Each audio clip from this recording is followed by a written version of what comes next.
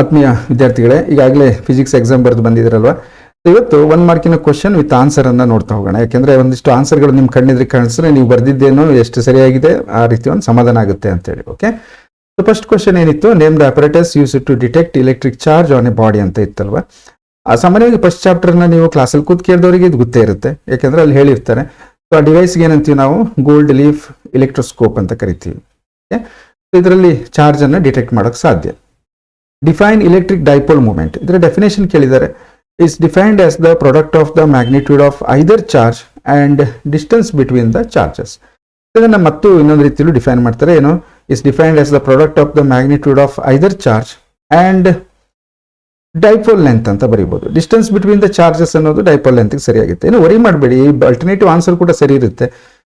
ಕೆಲವೊಮ್ಮೆ ಸಿಂಬಾಲಿಕಲಿ ನೀವು ಇದನ್ನ ಇಷ್ಟೇ ಬರೆದ್ರೂ ಕೂಡ ಆ ಸಂದರ್ಭಕ್ಕೆ ಅನುಗುಣವಾಗಿ ಮಾರ್ಕ್ಸ್ ಬರಬಹುದು. ಆಯ್ತಾ?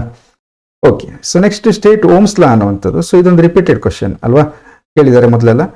So the current flowing through a conductor is directly proportional to the potential difference applied across its ends provided the temperature and other physical conditions remain unchanged. ಇಲ್ಲಿ ಸ್ಟೇಟ್ಮೆಂಟ್ ಅನ್ನು ಬರೀಬೇಕು. ಸುಮ್ಮನೆ V is equal to I R ಅಥವಾ V is proportional to I ಎಲ್ಲ ಬರೆದ್ರೆ, I is proportional to V ಅಂತ ಬರೆದ್ರೆ ನಿಮಗೆ ಮಾರ್ಕ್ಸ್ ಕೊಡ್ಲಿಕ್ಕಿಲ್ಲ. Okay, so next, the resistance of a carbon resistor with 4 colored rings 500 ohm plus or minus 50 ohm, identify the color of 4th ring ಅಂತ ಹೇಳಿದ್ದಾರೆ. So ಈ colour coding ಗೊತ್ತಿರುತ್ತೆ ನಿಮಗೆ. First 3 rings ಏನ್ ಮಾಡುತ್ತೆ, ಅದರ ವ್ಯಾಲ್ಯೂ ಅನ್ನ ಹೇಳುತ್ತೆ, ರೆಸಿಸ್ಟೆನ್ಸ್ ವ್ಯಾಲ್ಯೂ ಅನ್ನ. ಸೊ ಇದು ನೋಡಿ, ಇದು ಗ್ರೀನ್, ಬ್ಲ್ಯಾಕ್, ಬ್ರೌನ್ ಅಂತ ಗೊತ್ತಾಗುತ್ತೆ ನಮಗೆ ಅಲ್ವಾ. ಹಾಗಾಗಿ ನಾವು ಇದನ್ನ ನೋಡ್ತಾ ಹೋದ್ರೆ ಗ್ರೀನ್, ಬ್ಲ್ಯಾಕ್, ಗ್ರೀನ್ ಅಂದ್ರೆ 5, ಬ್ಲ್ಯಾಕ್ ಅಂದ್ರೆ 0, ಇಲ್ಲಿ 0 ಬರಬೇಕು. 10⁻² ಏನ್ ಬರ್ಬೇಕು, ಅವಾಗ 0 ಆಗ್ಬೇಕಂದ್ರೆ 10 ಇಂದ ಮಲ್ಟಿಪ್ಲೈ ಆಗ್ಬೇಕು. ಇದಕ್ಕೆ 50 × 10 ಆಗಬೇಕು. ಸೊ 10⁻1 ಬರ್ಬೇಕಲ್ವಾ. ಹಾಗಾಗಿ ಬ್ರೌನ್ ಅಂತ ಬರುತ್ತೆ. ಇಲ್ಲಿ ಪ್ಲಸ್ ಆರ್ ಮೈನಸ್ 50 ಓಮ್ ಇದೆ. ಇಲ್ಲಿ ಸಮಸ್ಯೆ 50 ಓಮ್ ಅಂತ ಕೊಟ್ಬಿಟ್ರು. ಇದು ಫಸ್ಟ್ ಟೈಮ್ ಎಕ್ಸಾಮ್ ನಲ್ಲಿ ಈ ತರ ಕ್ವಶನ್ ಕೇಳಿರೋದ್ರಿಂದ ಕೆಲವರು ಕನ್ಫ್ಯೂಸ್ ಆಗಿರಬಹುದು.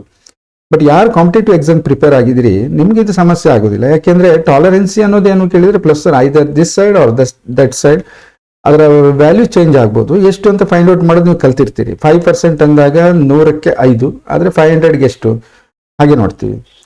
ಅದೇ ರೀತಿ 10% ಅಂದಾಗ 100ಕ್ಕೆ 10, ಆದರೆ 500ಗೆ ಎಷ್ಟು ಅಂತ ನೋಡ್ತೀವಿ. ಸೊ ಹೀಗೆ ನಾ ಹೇಳ್ತಿರ್ಬೇಕಾದ್ರೆ ನಿಮ್ಗೆ ಅರ್ಥ ಆಯ್ತು ಅನ್ಕೋತೀನಿ. Tolerance is plus or minus 50 ohm for 500 ohm. ಹಾಗೆ 100 ಓಮಿಗೆ ಎಷ್ಟು ಅಂತ ನೋಡ್ಬಿಡೋಣ. 100 ಓಮಿಗೆ ಏನಾಗುತ್ತೆ, ಡಿವೈಡ್ ಬೈ 5 ಮಾಡಿದ್ರೆ ಇದು 100 ಆಗುತ್ತೆ. ಇದಕ್ಕೂ 5 ಇಂದ ಡಿವೈಡ್ ಮಾಡಿ ಪ್ಲಸ್ ಆರ್ ಮೈನಸ್ 10 ಓಮ್ ಬರುತ್ತೆ. ಹಾಗಾಗಿ ಟಾಲರೆನ್ಸ್ 10% ಆಯ್ತು.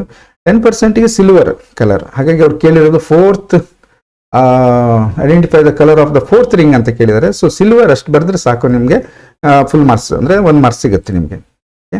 What is the magnitude of the magnetic force on a charge particle moving anti parallel to a uniform magnetic field? ಈ ಕ್ವಶನ್ ನೋಡಿದಾಗ ಒಂದ್ಸರಿ ನಗು ಬಂತು. ಯಾಕೆಂದ್ರೆ ನಾವು ಕಲಿಸಿರ್ತೀವಿ either charge moving parallel or anti parallel to the magnetic field, the force experienced is 0 ಅಂತ ಹೇಳಿರ್ತೀವಲ್ವಾ.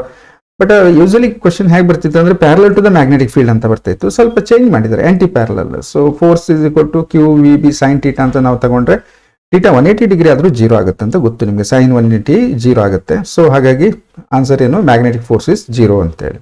Okay, next define magnetic declination at a place on the earth ಅಂತೇಳಿ. ಸೊ ಇದು ರಿಪೀಟೆಡ್ ಕ್ವಶನ್. ಇಲ್ಲಿ ಏನಾಗುತ್ತೆ ಕೇಳಿದ್ರೆ, it's defined as the angle between the geographic meridian and magnetic meridian at that place. ಇದನ್ನ meridian ಅಲ್ಲಿ ಹೇಳಿದೀವಿ, ಅಥವಾ ಇದನ್ನ the angle between the actual north and north shown by the compass needle. So ಅದು ಕೂಡ ಕರೆಕ್ಟ್ ಇರುತ್ತೆ, worry ಮಾಡಬೇಡಿ. ನಾನು ಹೇಳಿದ್ದೇ ಇಲ್ಲ ಅದಕ್ಕೆ ಮಾರ್ಕ್ಸ್ ಬರಲ್ಲ ಅಂತ ಏನಿಲ್ಲ. ನಿಮ್ಮ ಡಿಫ್ರೆಂಟ್ ಆನ್ಸರ್ಗಳನ್ನ ಕನ್ಸಿಡರ್ ಮಾಡ್ತಾರೆ, ಅದು ಕರೆಕ್ಟ್ ಆಗಿದ್ರೆ ಮಾರ್ಕ್ಸ್ ಕೊಡ್ತಾರೆ. Okay, next mention the significance of Lenz's ಲಾ.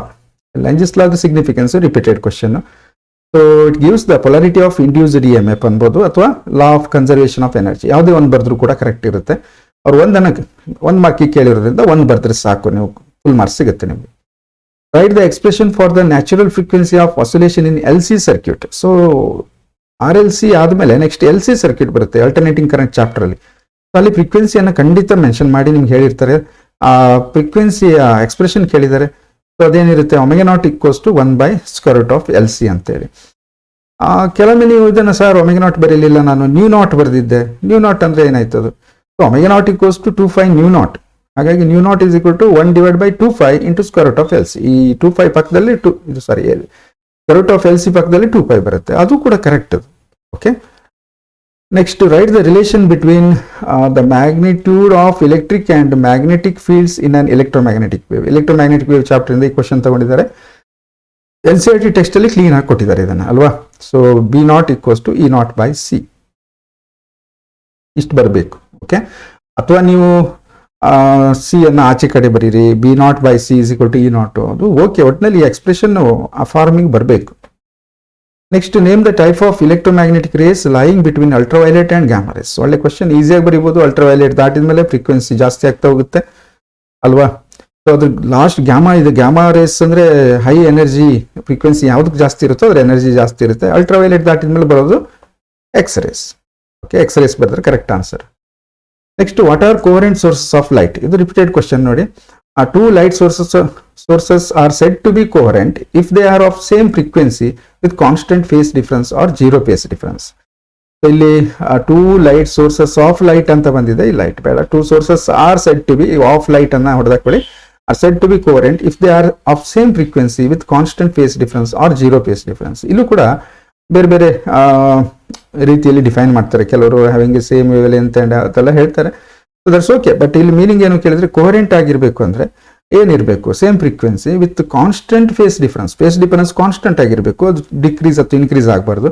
ಅಥವಾ ಜೀರೋ ಫೇಸ್ ಡಿಫರೆನ್ಸ್ ಇದ್ರೂ ಅಡ್ಡಿಲ್ಲ, ಅಂದ್ರೆ they are moving in the same phase ಅಂತ ಆಗುತ್ತೆ. Okay, next, how does the resolving power of a telescope change on increasing the diameter of the objective lens? Diameter ಅನ್ನ increase ಮಾಡಿದ್ರೆ resolving power of the telescope ಏನಾಗುತ್ತೆ ಅಂತ ಹೇಳಿ. So ಇದು easy question. ನಿಮಗೆ resolving power ಅನ್ನ ನೆನ್ಪಿಟ್ಕೊಂಡಿರ್ತೀರಿ. Diameter ಏನಾಗುತ್ತೆ, ನ್ಯೂಮರೇಟರ್ ಬಂದಿರುತ್ತೆ. ಸೊ ಡಯಾಮೀಟರ್ ಇನ್ಕ್ರೀಸ್ ಮಾಡಿದ್ರೆ ರಿಸಾಲ್ವಿಂಗ್ ಪವರ್ ಇನ್ಕ್ರೀಸ್ ಆಗುತ್ತೆ. Okay, resolving power increases. Next, what is meant by ionisation energy of on atom? So ಇದು ಕೂಡ ನಮ್ಮ ಟೆಕ್ಸ್ಟ್ ಬುಕ್ ಅಲ್ಲಿ ಇದೆ. ಅಯನೈಸೇಷನ್ ಎನರ್ಜಿ ಅಂದ್ರೆ ಏನು ಅನ್ನುವಂಥದ್ದು ಆಟಮ್ ಚಾಪ್ಟರ್ ಬರುತ್ತೆ. The minimum energy required to free the electron from the ground state of the atom is called ionisation energy.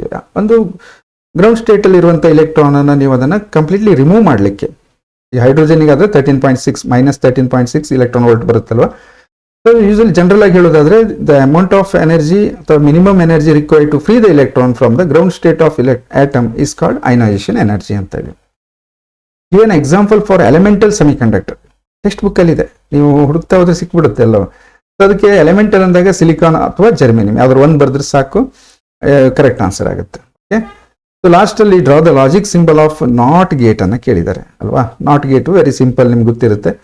So ಅದರ ಒಂದು ಸಿಂಬಲ್, ಸರ್ಕ್ಯೂಟ್ ಸಿಂಬಲ್ ಈ ರೀತಿ ಇರುತ್ತೆ, ಅಂದ್ರೆ ನಾಟ್ ಗೇಟು ಈ ರೀತಿ ಇರುತ್ತೆ ಅನ್ನುವಂಥ. ಓಕೆ, ಸೊ ಇಲ್ಲಿಗೆ ಈ ಪಾರ್ಟ್ ಅನ್ನ ಕಂಪ್ಲೀಟ್ ಮಾಡ್ತೇನೆ ನಾನು. ಬಹಳ ಫಾಸ್ಟ್ ಆಗಿ ಇದನ್ನ ರೆಡಿ ಮಾಡಿರುವಂಥದ್ದು, ಸ್ಪೆಲ್ಲಿಂಗ್ ಮಿಸ್ಟೇಕ್ ಎಲ್ಲ ಒಂದ್ ಕಡೆ ಆಗಿದೆ ಅಲ್ಲಿ. ಮತ್ತೆ ಪ್ರಾಬ್ಲಮ್ಸ್ ಅನ್ನ ನೆಕ್ಸ್ಟ್ ಟೈಮ್ ಸಿಕ್ಕಿದಾಗ ಸಾಲ್ವ್ ಮಾಡೋಣ. Okay, thank you.